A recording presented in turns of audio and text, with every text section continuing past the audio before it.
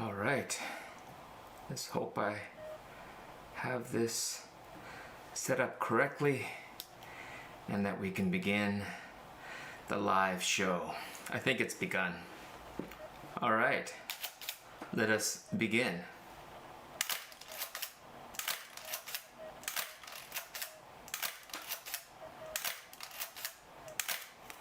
Hello everyone and welcome to BHT Studios. This was an impromptu live show. I didn't let anybody even know that I'm doing it, and it's at least here on the west coast of Vancouver, it's a beautiful sunny Sunday afternoon, and so I am not too hopeful that too many people are joining in. If you are, I'd love to see a little hello there. I'd love to know if my audio and everything else is sounding good. But I've been away from doing live for, I checked the last time, episode 12 was March the 14th, and today's what, the 18th now? So it's been over a month, so I do apologize for those that were counting on seeing a live show once a week. But it's been, it's been a while, and I hope you guys are all doing fine. I've been busy with review gear, as you guys saw. If you follow me on Instagram or Twitter or anything else, hey Ali, how's it going? Hopefully the audio and video is looking good. Just give me a thumbs up or say hello. This is I was explaining to, I'm not sure if you jumped on right away or not, but I didn't announce it. I did kind of a quick announcement on Instagram saying going live soon. But Michael, Johnny, Bob who Gendorn, 1988, from Holland. Hello from Holland, excellent. And I also do love it when you guys let me know where you're coming in from, because although this is all virtual, it's kind of cool. In Holland, what time is it there? Is it like 10 p.m. or 11 p.m. now at this time? It's not early anymore, I know that. It's got to be like late evening or so. All good. Excellent. So, yeah, I've been busy. I mean, if you follow me on Instagram and Twitter and on Fujilove, you kind of know, like, you know, I like at the beginning of the last month or so, I was working on the GFX 50S lens, which is their 45 Pancake for medium format. And this is a very cool lens. And right now I'm shooting, you guys are probably wondering like what lens am I shooting with and what's with all the tone or the bokeh, and I am using the 28f1.4 for this, and I'm at 1.4 just for fun, just to blur. But you know, the wider the field of view, like for instance, if I was at, let's just say 100 millimeter f2.8, in terms of the amount of shallow depth of field, is probably about the same as this 18 at f1.4, right? And so it is shallow, but it doesn't seem like insanely shallow because, first of all, this is a APS-C, so it's a crop sensor, so it's more like an f2 in terms of how shallow the depth of field on a full frame. And I am wide angle, and I have a neutral density filter on here to sort of work out the exposure. So you can see here, I can't see real time now because there's a bit of a lag on what I'm seeing on YouTube Live versus I'll just switch over here. There you go. So you can see here, I can adjust the exposure by using the ND, the variable ND filter by KNF. So anyways, good to see everyone. Thank you for joining Atlanta. Welcome from Atlanta. Is it hot in Atlanta yet? I don't know I know a lot of the Midwest can still be kind of cold, or even on the West Coast. If you're away from the ocean or large body water, it could still be kind of cold. But it's from last week, it was quite cold here, or a week and a half ago. We were getting close to 0 or 14 degrees Fahrenheit from my American friends. But this week has been really warm. We've been hitting over 20 degrees Celsius, which I don't know what the Fahrenheit is. I'm just trying to, 11 p.m.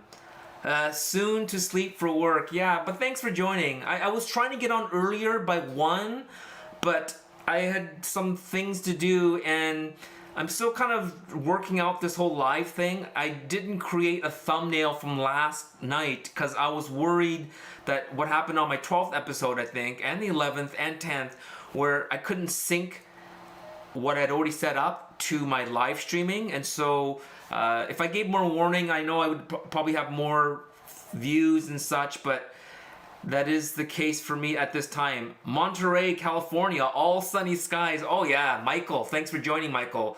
Yeah, you guys down in Southern California, I'm not sure if Monterey is Southern California or not, but I know all along like Southern California, even in November, you guys have beautiful weather. So kind of jealous in the fall, because here in Vancouver, we have very wet falls. It's not like a cool, dry fall. It's very wet and humid and kind of miserable. So whenever I go down and visit my friends down in San Diego, it's such a beautiful time to visit in November, because you guys are getting just like a light jacket in the evening, right? And let me see here. OC2 Fish 07. Greetings from the UK. Almost 10 p.m. Thanks for joining. Hey, Cyber Mike, Montreal. Cyber Mike, what's the temperature in Montreal? Have you guys gotten warm yet? Or from Phoenix, Arizona, thanks for joining. I could definitely see the eye tracking working in real time. Yeah, I mean, I apologize for getting this close, but like at f1.4, and it is easier, like in terms of the focus throw, as you go wider, the maximum focus distance, like when it focuses, it's probably infinity after about 20 feet. And so it can track pretty darn good, but as you can see, the tracking on this is great. A lot of it has to do with the XT4, but as well with the newer linear motor on the XF18, which I have the XF16 here. It's still pretty good, but one thing, I did a video test, and one thing you couldn't tell is the noisiness of the motor. It makes it's not really noisy when you're outdoors, you won't hear it, but in a quiet studio like this, the camera will pick up. If I was using the camera audio, it will pick up the linear motor. This isn't a linear motor in here, no. Whatever motor they use in here, you can hear it. Or on the XF18, it's pretty much dead silent. So it's a great lens for talking head video, and if you want the tone, you will get it with this lens to a certain degree. The closer you are, or your subject is to the lens, so let's just grab something like Marico GR1 here, like this. The closer things are, the more bokeh-licious of a video you can get. And so then back to me. See, that was pretty darn smooth transition from really close to over here. Okay, that was a little bit too fast, but anyways, so I'm gonna try to read here. Johnny D, what's a good used Fuji camera under 400 with a tilt screen? Under 400. Well, if you can find it for under, I mean, I to be honest, I don't really follow used pricing that much, but the X70, but I'm not sure if it's $400. It may have a cult status, and maybe it's closer to $600. But this has a similar tilt screen to the XE4, and then the XE3 might be around there, but the screen doesn't tilt. The XT20, that might be around $400, $400 or $500. The XT20, that would be a pretty decent one to look at, because it has just the last generation processor and sensor, because the XT30 is like the current generation processor sensor, so the XT20 is just the one back behind, and you could probably get that for a decent price, maybe around $400 or so. Ivan, 70 degrees and sunny in Atlanta. So what's 70 degrees in Celsius? Someone can work that out.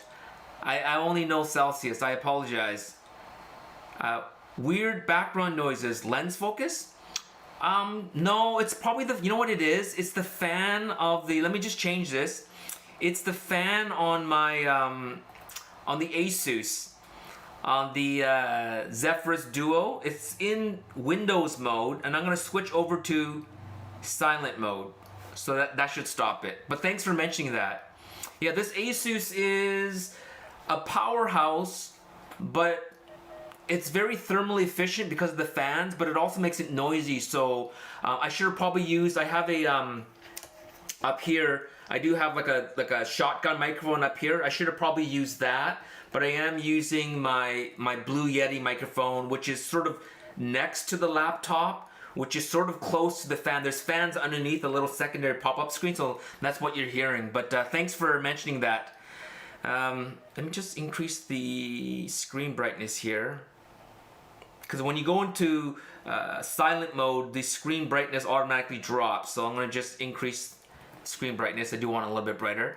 And now also let me just, give me a second here, guys. Let me just set up my screen here, where I can, because there's a bit of a lag of what I see on the YouTube studio screen, and then what I see, what's actually happening. And so, but on the YouTube studio screen, I see all your questions, so I need to have that. I'm gonna revamp this whole setup. I am planning to upgrade my external monitor here to something a little bit more modern. I've mentioned this before. It's not even a proper monitor. It's just an old 28-inch TV. It's not even calibrated as a monitor, so I never use it for any critical work. I use it for usually when I'm moving files around, or if I'm doing research and I need multiple windows, I'll use this. But I am planning to update to a new, at least a 1440, but more likely a 4K monitor. I'm going to be in the 27-inch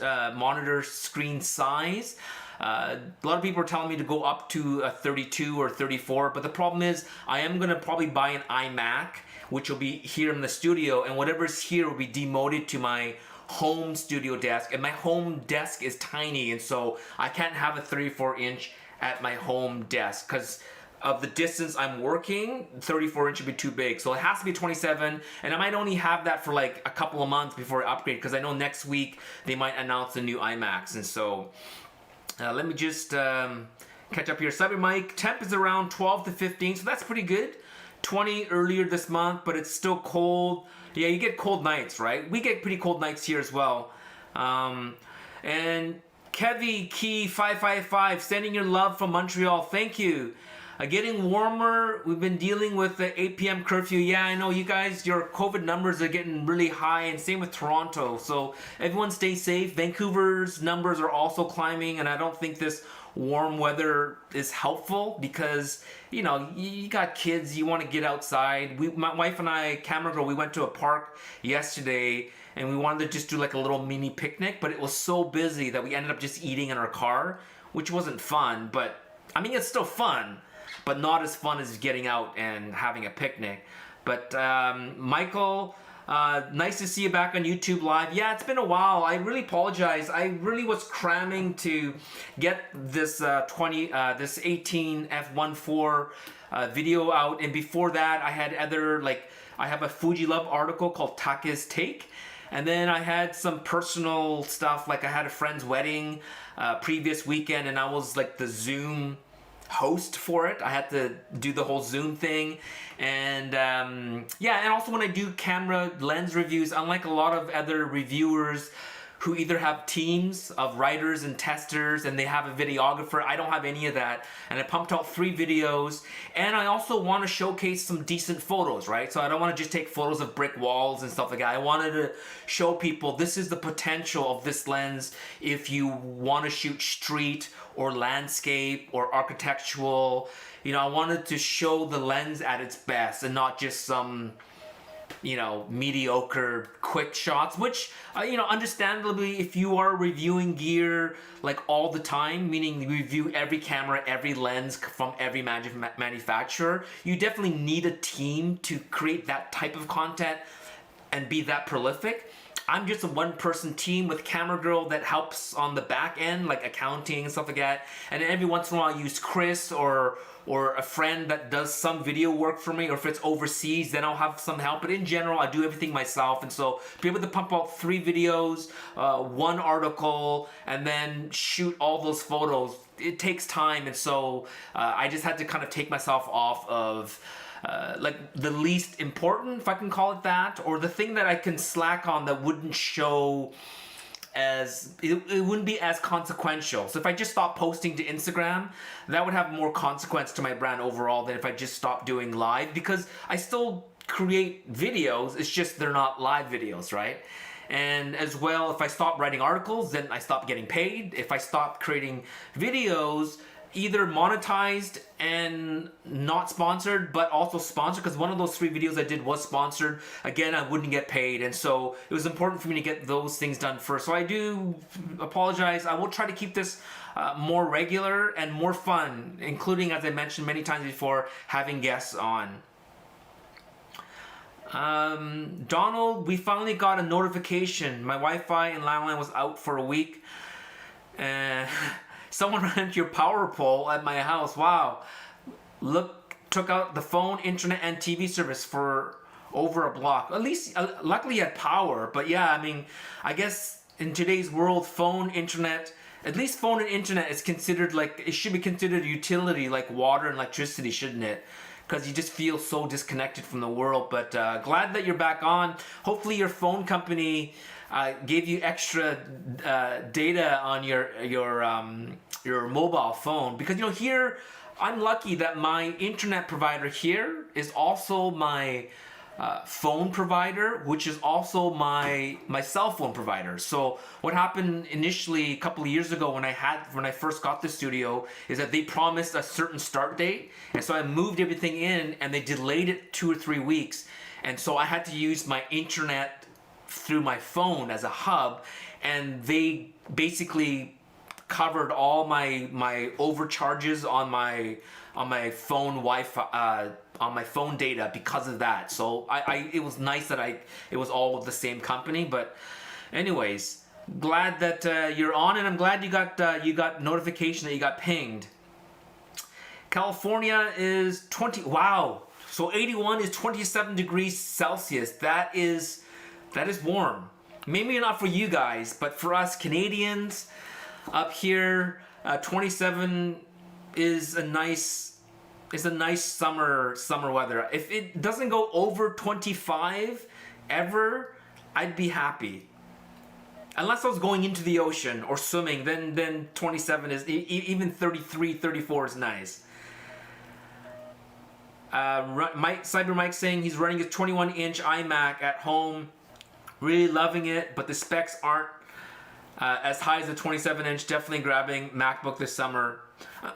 I'm wondering, Cyber Mike, or anybody else, if you have an older iMac, like a 20, I say older, it will be older soon, the 21-inch or even the 27, can you use it just as a monitor? That would be cool, because what if you bought a 27 5K iMac, but it's not the best specs, and then you have an M1. Can you output your M1 MacBook Air, MacBook Pro, or a MacBook, the iMac Mini? Can you run that on an old iMac as just the monitor? Because if you could, that'd be cool.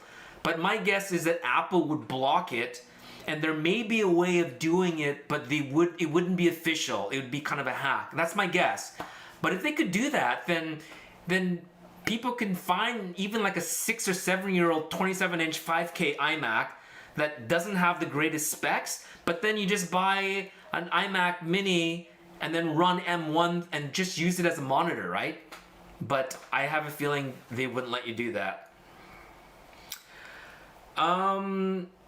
For Candes asking, have you tried the 1814 on X Pro 2 or X Pro 3 with OVF? So I have tried it on the X Pro 3, 100%. And I had mentioned it in my video, in my long video, my 26-minute video. It's funny, Fujifilm can put 18 mil frame lines in it. They can't. It'd be really close to the edge. And for those that wear glasses, you kind of have to move around to see everything. But that's the same with my Leica M7 with the 0.72 times frame line. When I put my 28, if I have sunglasses or glasses, I can't see the corner edges of the 18. But with contact lenses, if the eye pushed right up against the viewfinder, I can see it, but just barely. So I said in the thing, and I'm going to email Billy as well and say, hey guys, like with the 18-1.4, you guys are marketing it on the X Pro 3.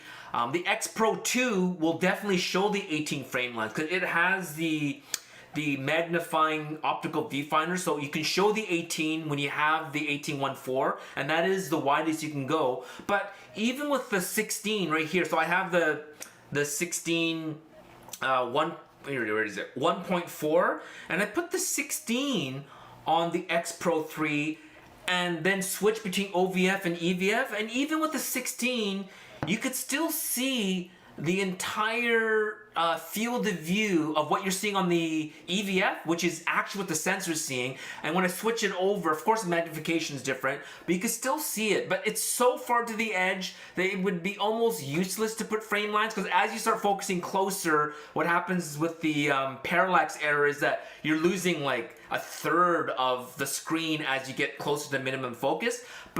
So even with the X Pro 3 that only shows as wide as a 23 mil frame line, and that's probably because of the parallax as you focus closer. If you have the 16-1.4 or the 18f2 or the 18-1.4 or the 16-2.8, doesn't matter. Any of those lenses, even though you don't get the frame lines, if you prefer to shoot OVF, which oftentimes I do, you just gotta switch it to EVF mode to you can sort of guesstimate where the frame lines will be at infinity or at medium focus distance, and then shoot it with OVF and sort of guess where the frame lines are, which for me, I'm okay doing because my 40mm f2 Minolta that I put on my Leica M7, again, there's no 40 mil frame lines on an M, right? So I'm looking between the 35 and the 50, and I kind of got good at guessing where the 40 is.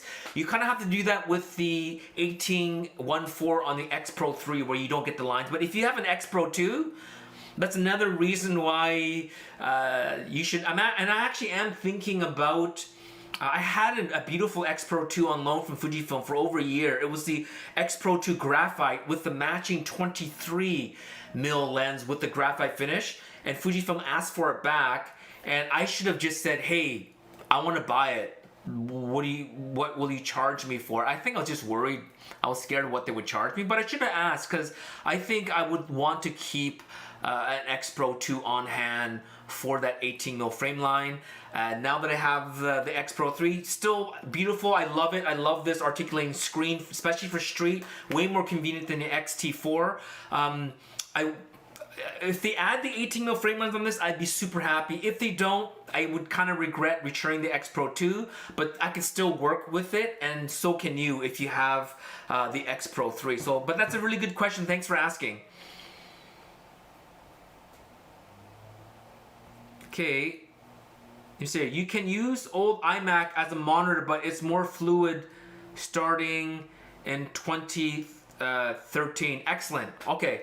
So from 2013 moving forward, if you buy an old iMac and then you can plug in a newer Mac, either a Mac Mini or a new M1, because I think we're all looking forward to M1. And for those of you that are Windows users, I think it's something you might not care in terms of like you'll never switch to a Mac, which is cool. Because I'm using a Windows PC here to do streaming, because when it comes to certain hardware compatibilities, definitely Windows has Mac beat, especially if you're doing certain, like, I would say programming, if you're running servers, that kind of stuff, like Windows makes sense.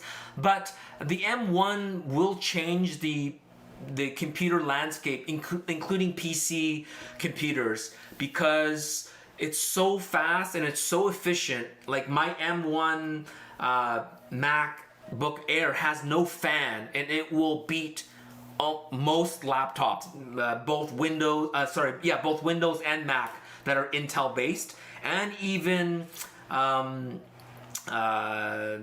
AMD based with the Ryzen processors because of that the new architecture that they're using. I think in the future you will see computer processors that are similar to M1 from the Windows manufacturer, because I think that really is the future. So that's kind of what us Windows people, Mac users are excited about. But I think Windows users should also be excited about this because it's going to force Intel. And I heard that NVIDIA is also thinking about getting into the processor game, and as well as AMD. I guess, does AMD make the Ryzen processors? I think it's AMD, right? All right, so let's catch up here.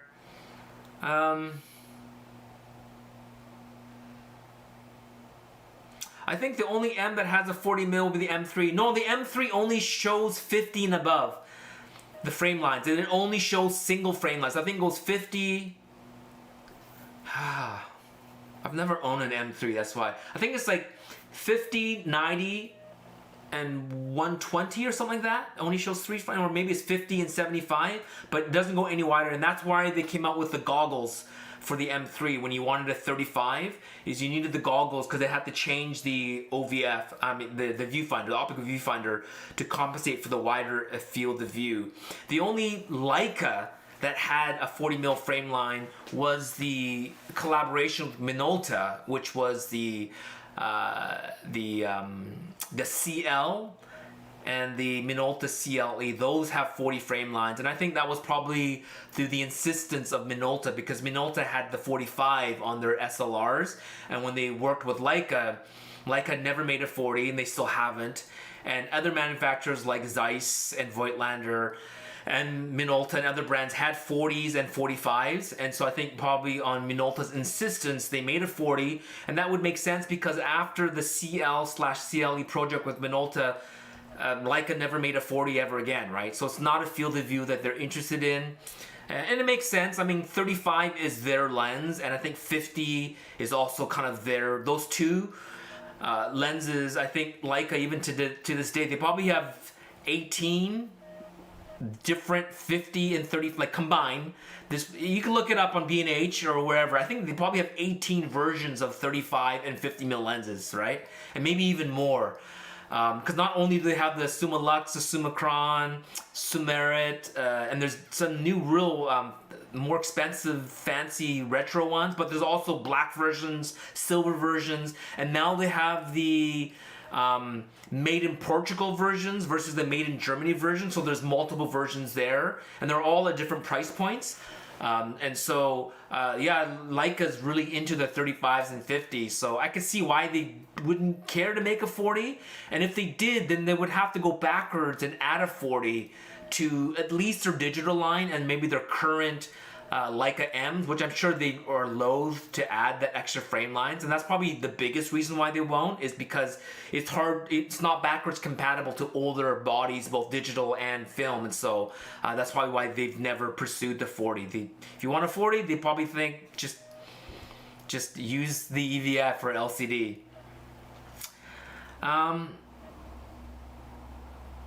Johnny asking, is it possible to use a Mac to record like that of the Atmos Ninja 5? Yes, you could use, it's not the same, but you can use QuickTime on a Mac. If you go to QuickTime, if you start it, nothing kind of comes up, and you go up in the menus, it could say screen record, and you can record off of your screen. Now, I guess it depends on your screen.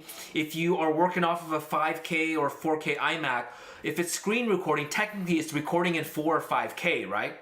My M1 MacBook is a 1600 by whatever it is, but the screens are 16 by 10 and not 16 by 9, and because of that, it's really a 1440 screen, but you're getting a little bit more vertical resolution because it's the screen is squarer than most PC laptops. So I'm getting 1440 basically when I do screen recording off of my M1 Mac, as well as my previous MacBook Pro 13-inch from 2015. So QuickTime, you can do it, but I'm sure there are also other third-party apps like OBS that I'm using now. You could use OBS and do screen recording. And there is OBS available. It's a free app, but it is a little bit more complex than buying something that's already pre-made for you. But it is a sort of an open source software, and there's lots of resources, lots of YouTube videos. And so if you don't want to use QuickTime and you want a little bit more control, then you would download OBS, right? And then learn how to set up on the back end. And again, there's tons of YouTube videos of people showing how you can use OBS to screen record, both on Windows laptops as well as on Macs. Oh, Travis, thank you very much for your donation. I appreciate that. Thank you very much. That's coffee money for Camera Girl. Let me just back up here. I'm getting more and more questions. There's 50 of you on now, so thank you so much for joining. I apologize for not announcing it, but I mentioned earlier that because I was having issues when I announced, and then the next day I tried to go into that preset video, I was having problems with OBS and syncing, and because of that I thought, you know what, this week I'm gonna just go live like this and hope for the best. And so for those of you who have missed it, so this is in post, right? This is over, this is tomorrow, and you're going, what the heck, Taka did live? Why didn't he announce it? I apologize. For those of you on, I still apologize. Whatever you missed earlier, I'm gonna save this, and you can watch it, but I apologize for sucking at doing live. I'll be better. I'll definitely be better. If I had an assistant, it'd be even better, but with COVID, I can't have anybody else in my studio, so we have to wait till after COVID. And if someone wants to, I don't know, maybe some of the colleges here will let me get, like, I don't know, an assistant, or what do you call it when you are at school and you work for somebody? There's a common term for that. But anyways, having someone work with me who wants to get into social media, YouTubing, blah, blah, blah, blah, blah, I can make these things a lot better.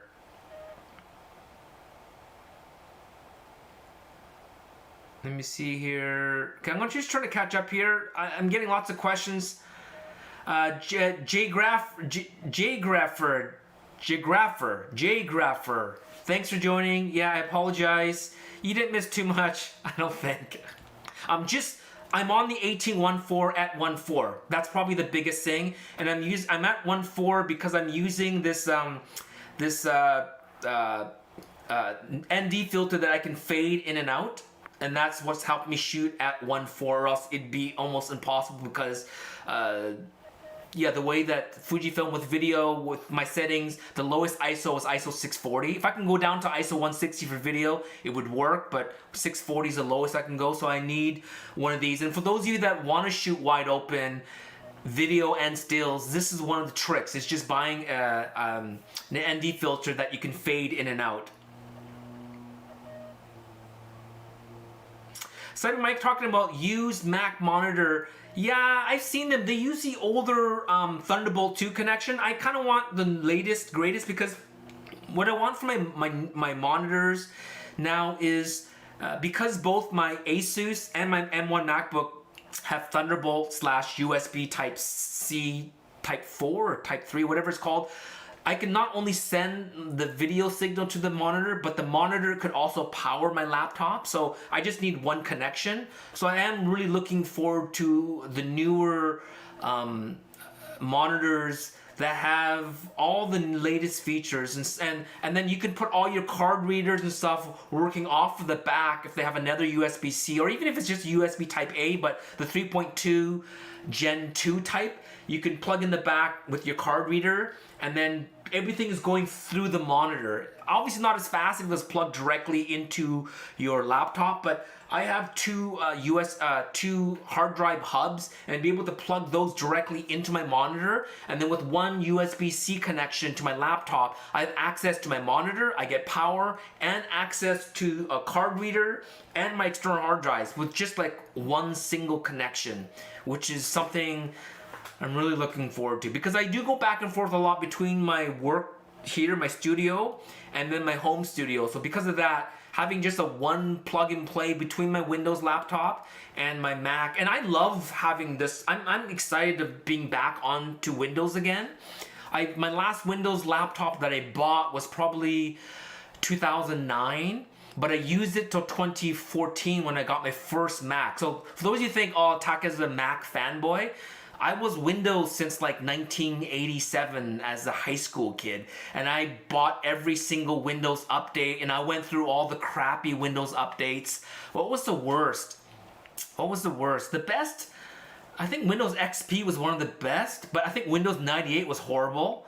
And then Windows 2000, was that good? And then wasn't there Windows NT? But there are some really horrible Windows updates. And you had to pay for these updates. I remember paying $300-$400 to update to the latest Windows, and it sucked more than the previous one. You're like, what? I paid $400 and the things, and then when you buy a Mac, you realize, oh, every update's free. Like, because Apple owns the hardware and the software, when you buy a Mac, you never have to pay for when there's an update to the operating system. It's just free, which was freeing, right? So from 2014 till this, just last year, I've been using Mac. So that's only been like 6 out of my, let's just say it, out of my 30-something years of using a computer, because, bigheadtaco is 48. So I've been using a computer for 30 plus years. Of the 30 years, only 6 has been Mac. The other 24 years has been Windows. So I'm more familiar with Windows than I am with Macs. And there are weird things I still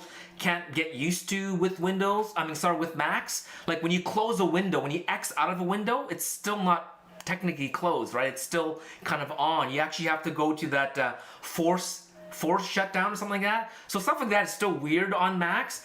But I'm glad to have both. And I would recommend, if you can afford to have both a Windows system and a Mac system, I think it's great, because there's some apps that just work better, like Premiere and a lot of the Adobe suites, and especially if you're using older CS5, CS6, they just work better on Windows. And then other things that are proprietary to Macs, like Final Cut and stuff like that, they just blow anything away that's in the Windows ecosystem. And if you can jump back and forth between the two, I think that's kind of the best of both worlds. Just like if you can afford to own both an Apple iPhone and an Android phone, because if I was into Android, I actually might need 2 phones eventually. Like, I want to separate my work phone from my personal phone, because I'm getting weird text messages and weird phone calls from companies from all over the world. And I think it's because when I get stuff shipped to me from overseas, they always ask for a phone number, like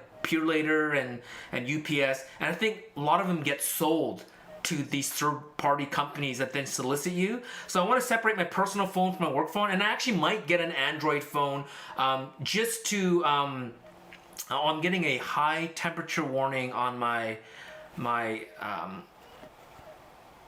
just give me 1 second here. Camera's approaching high temperature. Can you see that? I'm getting some kind of weird. And you guys are actually seeing it. It's weird. I didn't turn off the I left the thing on, didn't I? I left the movie. You can see the info, which I didn't realize I left it on. I'm getting a high heat warning here on this, and that's weird. I'm getting a high heat warning. But here we go. Can you guys see me now? Did I move? Maybe I moved the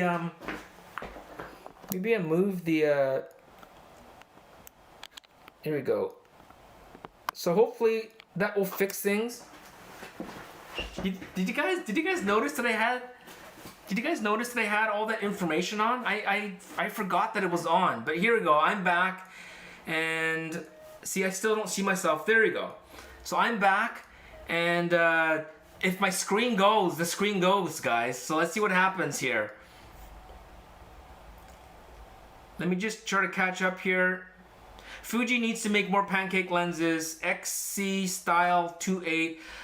I don't like XC lenses because they often use plastic mounts, but I know what you mean. I wouldn't mind XF Pancakes that are not cheaply built, because they made this GFX Pancake. Right? For medium format, this is Pancake. And what you're seeing here is just the lens. It's a really cool little lens cap on here, but this is a Pancake design. You can, one of the things is you can see how small the front element is compared, look how big the rear element is compared to the front element. So that's kind of characteristic of a Pancake lens. But for medium format, this is Pancake, and this is super high quality. It's not cheaply built. I would love to see an XF 27mm f2.8 that's high quality optics and build. I mean, the build quality is nice now. The XF 27, for those that don't mind the optical quality of it, I think it's a great lens because now they basically gave it a Fujicron externally minus the stepping motor. They should have upgraded the motor. They didn't. So it still chatters as it focuses, but having good, if they redo the XF18 F2, I wouldn't mind if they kept it. It's officially not a Pancake, but you know, it has a Pancake design. It's very simple. I think it's like 8 elements in 7 groups or something like that. It's a very simple lens design to keep it a Pancake, and give it a Fujicron external wrap and put a stepping motor, and I think that'd be fantastic. And what would be another good Pancake would probably, I mean, I think the 18 F2, 27 F2.8, I would love a 27 F2, and the 35 F2, I wouldn't call it obnoxiously big. So would I want a Pancake version of it? I wouldn't. I would rather they make something a little bit more unusual, like maybe picking a 40mm Pancake, like a 40 F2.8 or 40 F2. Just pick a different focal length just for the sake of variety. And I think that'd be fun. Live stream, meaning the M1s have some problems. I just use my phone. Yeah, that's another problem I had, Donald, is using Zoom. Zoom doesn't work as well, not only on M1, but they don't work that well on Macs. They work much better on Windows. There's even some, if those of you that ever host meetings on Zoom, there's a lot of control features that are built into the desktop version. It's way more powerful on Windows. I guess the person that writes the software for Zoom, or the team that writes software for Zoom, they prioritize Windows over Mac. And because of it, Macs aren't that great for streaming video. It's way better, from my experience, from the apps that I use. So there may be some other apps that I haven't used that maybe they're specifically written for Macs, but the sort of like the Zoom, and I think even Google Meetups and stuff like that, it just works better on Windows PCs that I found. So good point, Donald.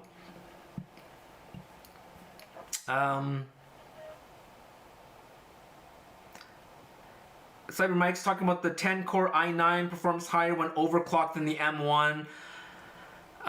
Yeah, but they're thermally inefficient. That's the thing, right? I don't think M1 is just about the M1 chip on the Macs. It's not just about brute performance, because my Asus here has an i7, but this i7, the 10th generation i7, is a lot like the 9th generation i9, because it's 8 cores, right? And this is the first time on this 10th generation i7 that Intel's given 8 cores on an i7 processor instead of just 6 cores. And on some tests that I've ran between Photoscape, which is an app I have both on my Mac as well as on my Windows, this i7 with 16 gigs, 32 gigs of RAM, and I have 2 terabyte hard drive. This Asus did outperform my M1 Mac. Mind you, the Photoscape is running in emulation mode on my M1 Mac, and so that's also a bit of a handicap.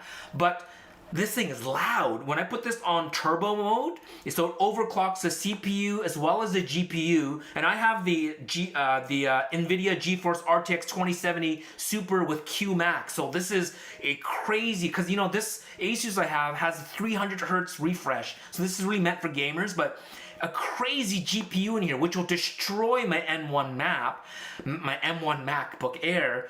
But the thing is that M1 MacBook Air has no fan. It's like dead silent. So I'm like doing 4K video rendering using H.265 footage, and it's like dead silent. Like there's no noise whatsoever. And I could do that and then still run other apps, and like it doesn't stutter. This stutters a little bit when I'm doing, like in terms of multitasking, I actually find the M1 is better. But when it comes to like single task, single focus, meaning like it knows it's GPU intensive, it's CPU intensive, I find that this Asus is insanely powerful, but it's super noisy. Like I can't, like someone had noticed the fan noise, and that was in Windows mode. It wasn't even in performance or turbo mode. So again, I see the advantages of both Windows and Mac. And I'm not sure, Travis, were you the one that did you donate again, or is this someone else? But Travis, thank you so much for your donation. I do appreciate it. Thank you. Coffee money again. Unless this was Travis from before that donated. Either way, thank you. I appreciate it. Let me see here.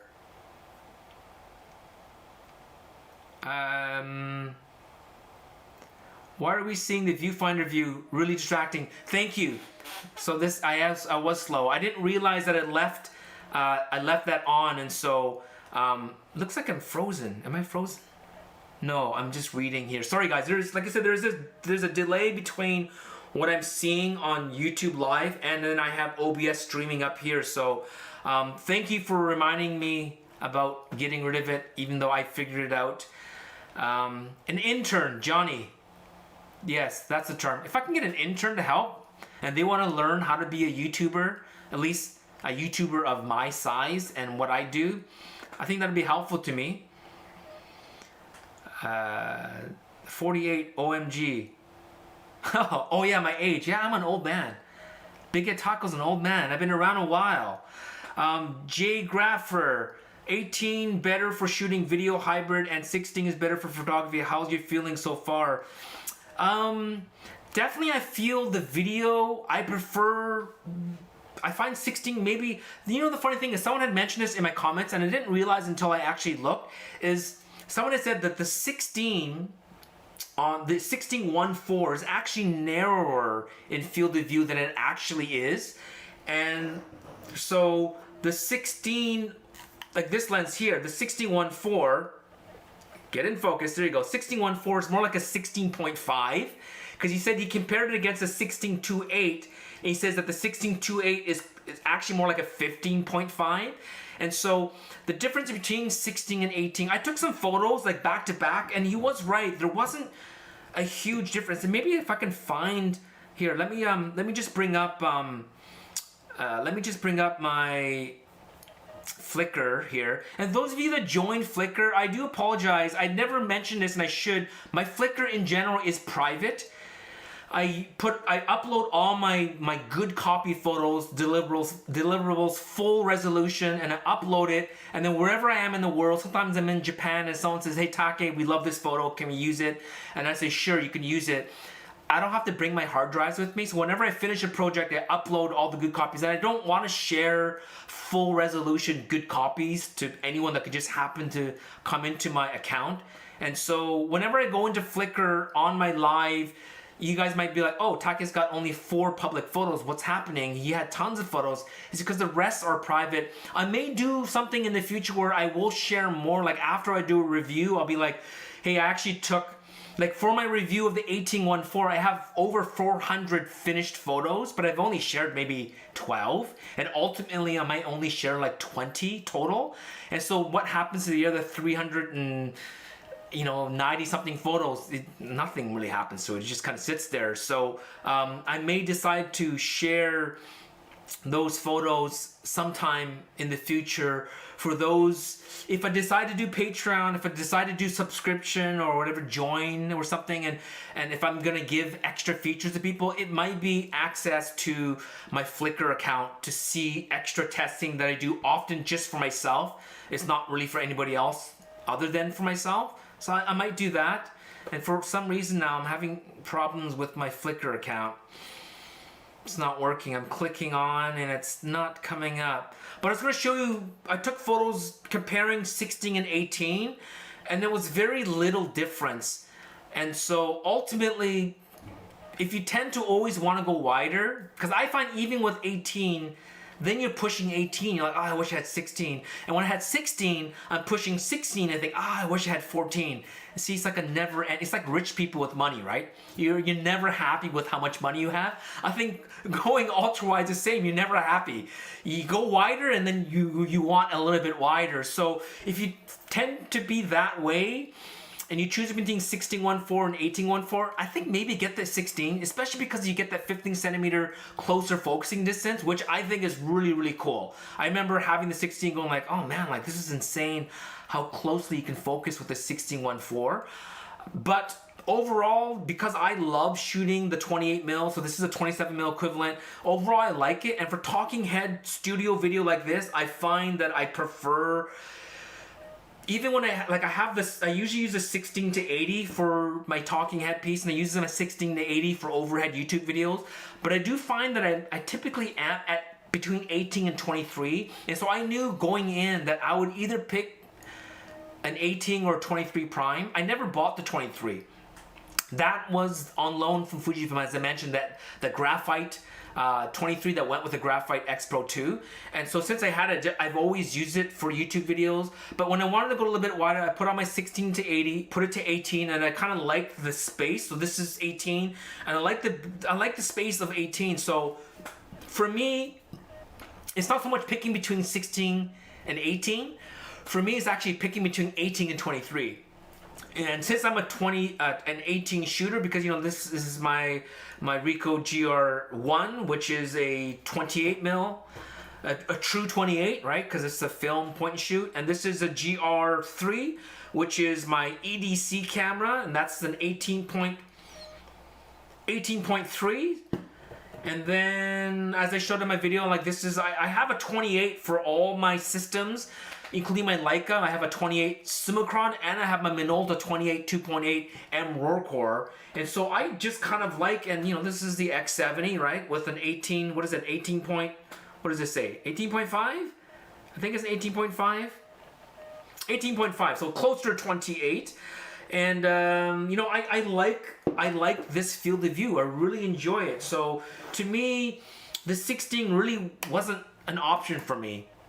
16-1.4, because even when I tested this back in 2015, I thought this is awesome, but if I wanted a single prime, I would have probably gone with the 14-2.8, and I would still say that. In fact, if Fujifilm came out with the 14, at least a 14 f2. A 14 f2 doesn't have to be a f1.4, because I can only imagine how big and heavy a 14-1.4 would be. But a 14 f2, I would probably pick that over the 16-1.4, because it's more extreme. As I said, I kind of want, as I go wide, I kind of want to go wider. So to me, that's my choice. But I know for a lot of you, it is between the 16 and the 18. And I think a lot of you should just stick with the 16. The 16 is a great lens. Donald, Vista, there you go. Windows Vista, horrible. Yeah, and I paid for that upgrade. I paid for every upgrade on Windows. I paid for every Norton and McAfee virus check. So once I went to Mac, never bought an anti-hacking, none of that stuff. Just never had to buy it for my Macs. I know there are antivirus blah blah blah for Macs, but I've never found a need for it. So that was the pain of Windows, right? Of having to deal with those Windows updates. And I hope that Windows does move towards that type of system where it's not so expensive to update. The double O, is that the eyeballs? Thoughts on the rumors of the 3314? Yeah, I don't like talking too much about rumors per se, but we do know that there is another prime coming, and we do know it's going to be another fast prime. And when someone had first mentioned a 3314, I thought about it for a while, right? Kind of meditated. I mulled over the idea of if there was going to be another 1.4, what would it be? I thought it would be a 14.1.4 personally, before someone had started throwing out the idea of a 33.1.4. And I thought, why would they do a 33.1.4 when they already have a 35.1.4? But someone had made a really good argument saying that the 35-1.4 is such a classic. First of all, it's the OG lens, right? The 28 f2, sorry, the 18 f2, 35-1.4, and the 60-2.4 were the three original lenses that Fujifilm came out. So basically, a 28, a 50, and a 80, right? Basically. And so, or 90, right? So those were like the classic lenses, and the 35-1.4 is so loved. It's so beloved by everyone that it would make sense for Fujifilm to be like, you know what, we're not touching this lens. Because if we change it to a stepping motor and we change the focus design, it's not just about swapping out the motor, we have to change the design, which will change the optics. Just leave the 35-1.4 as is, as a classic lens, and just leave it.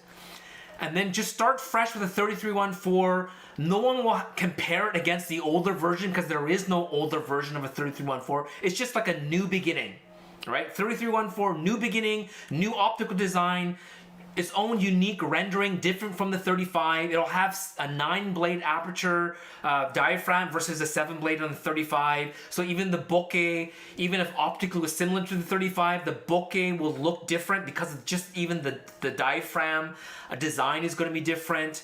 And we'll have faster focusing.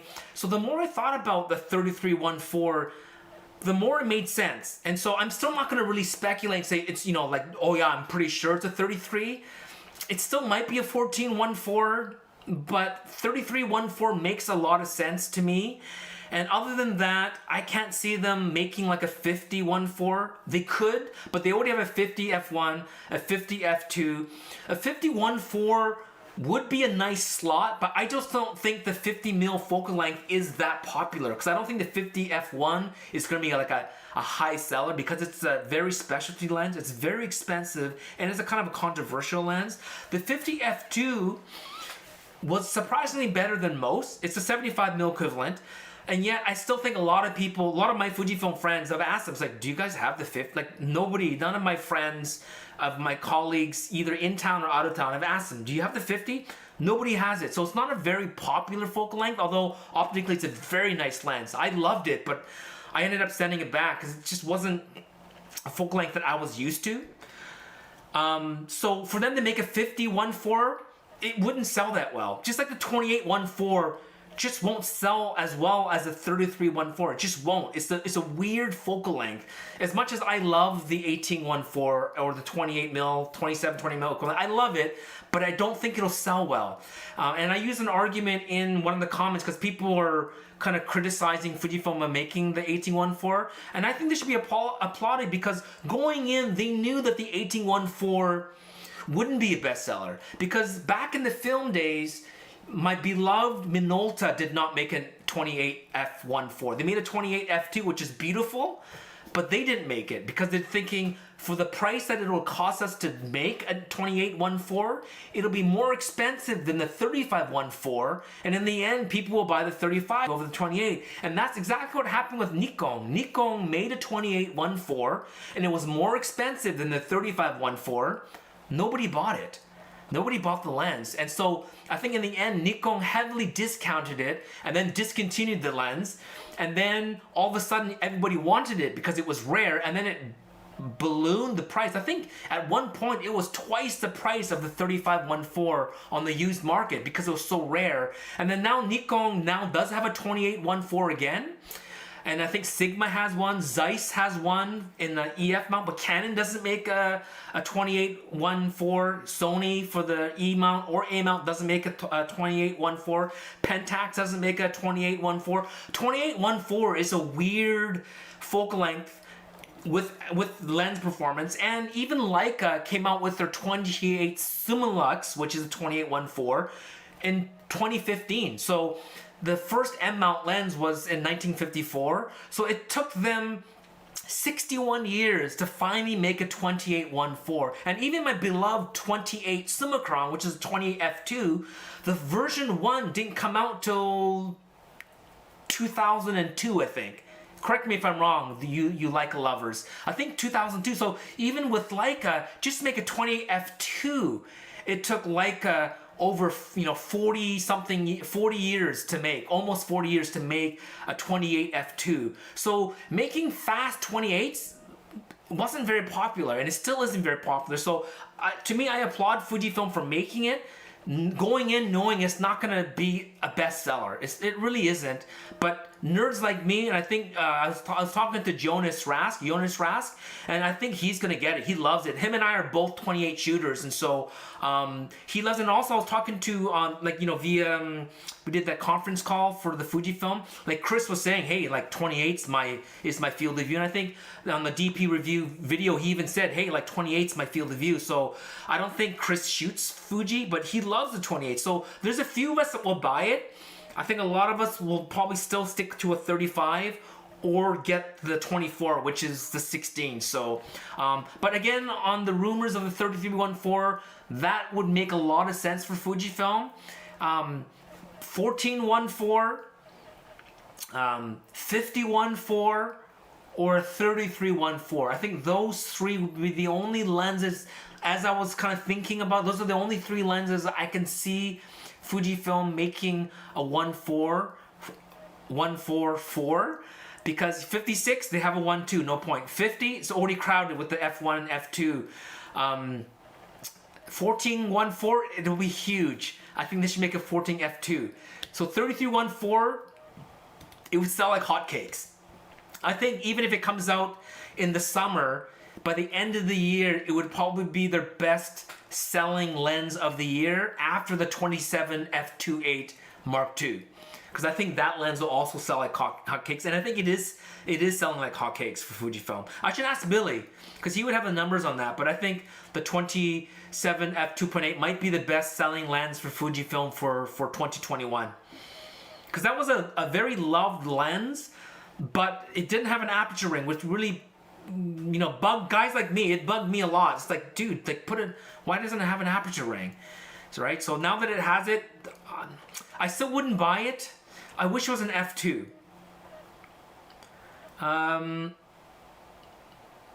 Jgrapher, any chance of making a second Flickr account or put on a photo comparison in an article, in a new article? Yes, Jay, I can make some folders on Flickr public and some folders private, so I can do it. So I just have, it's just a matter of me going in and doing it, and that's where I'm saying, like, if I start building out my ecosystem in terms of depth, like adding more depth to my channel, so meaning I'm not adding an extra feature to my brand, but just adding more depth and value, which would be Flickr. I already have, you know, I have thousands of photos on Flickr. Thousands. I've been using Flickr for over a decade, I think. And then me selectively going in and picking what to share, I would do it, but I would need, what can I say? I would have to spend days and weeks working on it with no monetary advantage to me, right? Like, if I do that, then I would have to stop doing other things, and that would slow my brand down, which wouldn't allow me to make money to continue to do what I do. And because of that, without assistance, doing something like a membership or something like that, where I tell people, hey, like, this is what members get, and I'll say they get special access to Flickr. So whenever I do a review and I take 400 photos and I only share, you know, a handful on Instagram and a handful in an article and a handful in a video, there's still like hundreds of photos I've never shared. If you're a member, I'll give you access to that. You know, then if I have enough members, I'm like, wow, like, you know, every month I'm getting an extra $200-300 from my members. Then you know, that's a decent amount for me to say, hey, you know, I'll invest, you know, a couple of hours a week, continually add new photos to this folder. So those of you that are willing to pay extra to get extra, not just like a behind the scenes video and stuff like that, but actually getting value and me sharing more of my photos and maybe doing tutorials, like doing live like this once a week, but also doing a special video just for members where I can either do how-tos, or if you have, you know, like questions that are outside the realm of this, or just one-on-one type things. I don't know what to do, but adding value to members. So I think once I can set that up, which I would need help for someone to help me do, then that would make sense for me. And so hopefully that makes sense. Waiting for Viltrox 1314. That would be cool. I think that would be cool. How sensible is it to buy a used analog Leica plus lens to start shoot film in 2021? I think it'd be awesome. The pricing will only go up, RS, and so I think that'd be a good way to, I would say, if you want to start with Leica and save money, try to buy maybe like a Minolta CLE or Leica CL. They're not M bodies, but they're M mount, and they only give you 28, 40, and 90 frame lines. If you want to shoot with a 50 or 35, maybe those two bodies are. I think the Leica CL actually does give you 35. The Minolta CLE doesn't. Or I would say some of the better priced M bodies that I think are still really good is probably the original M4. Get a good version of the M4 and you'll be happy. If you really insist on getting a meter, Probably, I prefer the M5 over the M6, and M5's cheaper than M6 anyways. M5 is better built. It's kind of an ugly thing. It's like a Saab. It's ugly but beautiful for those that love it. But I think definitely it's reasonable to buy like an M body and a lens as the price keeps on going up. Have you tried, this is Street 4 Phipps. Have you tried something wide like a Laowa 928? Yeah, I have a per gear, I think 8, f2.8. It's too wide for me.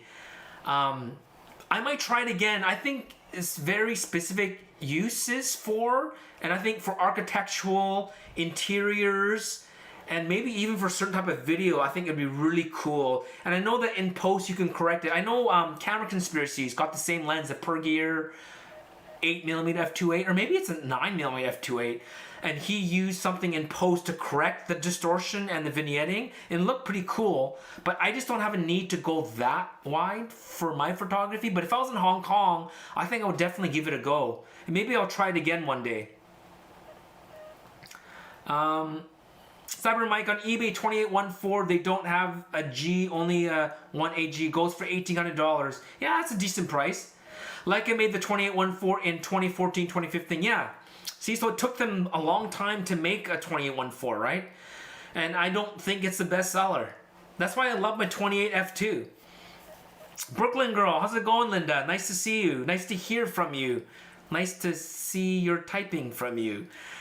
Sergey to see, yeah. Are you still in Brooklyn, Brooklyn girl? Or you made your way across the country? That'll make a good, if you're driving across, that would make a great vlog. Frederick, how's it going? Editing tutorial, please. Yeah, I mean, I would love to do one. I did a couple on YouTube with the project with Intel. It didn't do very well. I know some of you probably really appreciate it. I think a lot of you just didn't care less, and that's where I'm like, I don't mind doing it, but if nobody cares about it, then I'm not really gonna spend the time to create a video that nobody wants to see. Because in the end, I'm either way. I don't care if I share how I do things or not when it comes to my post-processing. I mean, I would love to show you my entire system of ingestion, editing, post-processing, and then final organizing of all my photos, how I do long-term storage. And one of them is Flickr, right? If I want good copies for myself, I put them on Flickr, and wherever I am in the world, I have access to my good copy photos. So someone says, Take, in 2015, you took this cool picture, we'd love to use it for a magazine, but we need it tomorrow. If I didn't have Flickr, it'd be on a hard drive somewhere. And some people say, well, why didn't you just run your own home server? Flickr's way faster, way more organized.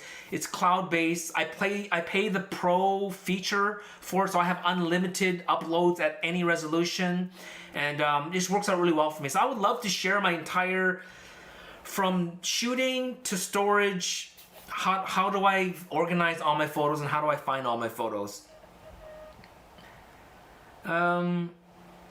One editing tutorial. Sign me in, Leica Academy, quote me 100 UK pound per hour. Yeah, I know a lot of people do. I used to do more workshops when I first started as well. And I kind of decided to move away because, you know, some people build their brand based on workshops, and financially they were very well off. But in terms of their brand was very tiny. And I wanted to go the opposite. I wanted to grow my brand and give away everything I did for free, which a lot of people said, you're stupid to do that. You should charge people if you have a certain skill set. And maybe I am kind of dumb to do that. Maybe I should be charging for things that I give away for free, but you know, I don't know. We'll see. We'll see what I do. This whole social media balancing money, you know, that's why I took on sponsorship. For years I did not take on a sponsor, but I realized without sponsors, I just can't do this anymore. So thank you for those of you that support KEH. When I do a sponsored video, they actually told me last month that I was their #1 collaborator with them that brought the most amount of people to their website. And so that's thanks to you guys. So thank you for clicking on the clicks. That actually does help me. They look at the algorithm and they said, Take, and that's why for this month, they want a second video. Said, Taki, we want to order a second sponsored video. Can you do it? And I said, okay, because they see how effective I am in drawing people to their brand, which I wouldn't be working with them if I didn't believe in what they did, right? And so thanks to you guys, you know, they're happy with me. And if I can pick up a second sponsor, that'd be even better for me. And then that way, you know, it will sustain my brand and help me to keep on making videos. And like I always tell people, just even like now, just liking this video helps, because it shows YouTube that you're engaging. And when you engage, it ups my algorithm. So a lot of my videos that do well, with lots of comments and lots of thumbs up, even if the views are low, I look at my algorithms and it says 60% of the views came from YouTube recommending my video. Why does YouTube recommend my videos? It's because you guys click, even a thumbs down helps. I love it when people hate me and yet go out of the way to write a nasty comment, or they give me a thumbs down, because they don't realize they're still helping me. Because imagine a YouTube video with 1 million thumbs down. In terms of the algorithm says, wow, 1 million people engage with this video. It doesn't matter if it's thumbs up or thumbs down. It doesn't matter. The algorithm still sees 1 million thumbs down, and the algorithm puts it at the top of the list because they're like, wow, high engagement. Let's feature this very much unlike video. So sometimes you wonder, like, why did I get fed this horrible video with 1 million thumbs down? Because the algorithm just sees it as engagement. Of course, we would rather get thumbs up, but whenever I see a thumbs down and camera girl gets like upset, she's like, oh, why you got 15 thumbs down? Like, I don't care. These guys that didn't like me went out of their way to thumbs down me. In the end, they're actually helping me. I don't care when I get a thumbs down. I care when I get a really mean spirited comment or rude or like spam. I get rid of those. But if someone's critical of me, I typically leave it, right? Because, you know, as long as they're reasonably not mean about it. Like someone recently said, you talk too much and there's no information. I just left it and I just kind of sarcastically commented back to him. But even when I comment back, that's also engagement. So when there's 50 comments and I comment back 50 times, YouTube sees that as 100 comments, right? And then 100 thumbs down and 100 thumbs up. That's another 200 engagements. That's a total of 300 interactions on that video, and that ultimately helps me as a YouTuber. So every time YouTubers say, you know, give the thumbs up, that really helps. It really does help us. J-Graph for KH is mainly in Canada and US, or is it global? They will ship globally, but you'll have to find out from the shipping department how much it would cost for them to ship to you, which is no different than using eBay or any other service that has to ship globally, but they will ship globally. And that includes selling stuff in. So if you live in the US, it's free shipping to them. They use US Postal. For Canada, there is a shipping charge to ship in, but before COVID, they used to do these shows, a traveling show. They would do a buy and sell show, and they would come to Vancouver and Toronto and all these major Canadian cities, and they would do a buying and selling show. With COVID, they haven't been able to do it. When the borders open up soon, I hope in the next 3 or 4 months, they'll be back into Canada. So I'm looking forward to that. But globally, I don't think they do global travel shows. Massey, how's it going, buddy? I used your discount codes for a couple of purchases on KEH last few weeks. Glad it's helping out. Thank you very much, Massey. I appreciate it. Yeah, they give me, I think they do give me like an affiliate kickback for the sales. So I appreciate it. But more so is just them sponsoring the video. It definitely does help because it's like money up front. They pay quick too. That's another thing about KEH is I asked them if I do 2 videos a month, do I do 1 invoice or 2? They said 2. As soon as the video launches, give us an invoice and we'll pay you within a week. So they're very cool about that as well. So they're a really good sponsor to work with, and they don't demand specific numbers that I hit or anything. They just, in fact, they feel bad because they still haven't shipped me any gear for me to review. Because a lot of people that work with KEH, they borrow gear from them. But I told KEH, look, I don't mind if you send me gear or not, but I have so much gear that I said, you don't need to send me stuff ever, and I'm cool with it. But they are planning to send me gear, but they don't have a collaborator in Canada, so they don't know what all their collaborators are in the US at this point. I'm their first international collaborator, so they don't know how to ship stuff across the border. And they said, oh, we'll just ship it, you pay the duty, and then we'll compensate you back. And I said, you don't want to do that because they're gonna charge duty as if I'm buying it. So if they send me 10 grand worth of stuff, I said, they're gonna charge you $900 in duty. I said, you guys don't want to pay that. Learn how to fill out the proper import duty forms, and then you will pay nothing as it crosses. And so they'll have to teach the shipping department how to ship specifically to me. So that's what's causing the delay in my video with KEH of them sending me gear. I picked out all the gear I wanted to review from them, and then as they're ready to ship, we ran into this problem about duty crossing the border, so we ended up not doing the project. So we're still waiting to figure that out. But Messe, thank you so much for doing that. We're at 1 hour and 15 minutes. Thank you for joining. Again, I apologize right now in advance for those that missed this or just joined at the very end that I didn't make an announcement. I haven't done a live in over a month, and I'll try to make this more regular. I think Sunday afternoon works best for me. Let me know once I shut this down and you can't add to the comments. Let me know in the main video comments what time tends to work good for you. But I think this is good for Europe and the US, which is my biggest most of my followers are actually in the US is #1, and then it's like UK, Germany, Canada. So those are my 4 #1 countries where I get the most views. So I think maybe 1 p.m. on Sunday ends up working out pretty good for me, because Camera Girl teaches piano at 1 p.m. So she's working anyway, so it works out great for me to come into my studio and do this. And so let me know if this is a good time, and we'll try to keep on doing this soon. Cyber Mike, thanks for joining. And yeah, we hope to do a BNC soon. And Blue Tack, thank you so much for your, I didn't even know what it was called before, super chat. Thank you. Hi Taki, good to see you again. Great videos recently, but I've missed the live show. I apologize. This is all gonna be up live again, Blue Tack, but I'll keep an eye out, especially for your comments. If you have any questions as you watch the live, comment at the end, not here, but comment at the main video, this live video, and then I'll do my best to get back to you. But thank you so much for the donation. I really do appreciate it. More coffee money for me and Camera Girl, because whenever I do a video with Camera Girl, so I don't pay her, right? But she demands a coffee and like a nice lunch. And so when I say like the money is coffee money, it's typically making sure the Camera Girl gets paid. And she also cuts my hair. And whenever she cuts my hair, I also pay her. It's not free.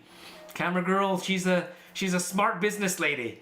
She won't, because you know, I mean, to her credit, I paid for my haircuts before COVID, right? I regularly paid this person, and now Camera Girl's cutting my hair. Why wouldn't I pay her, right? So I pay her to cut my hair, which I need a haircut soon, and also I pay her to be my model / my Camera Girl. So anyways, thank you so much, Blue Tack. I appreciate it, and thanks for.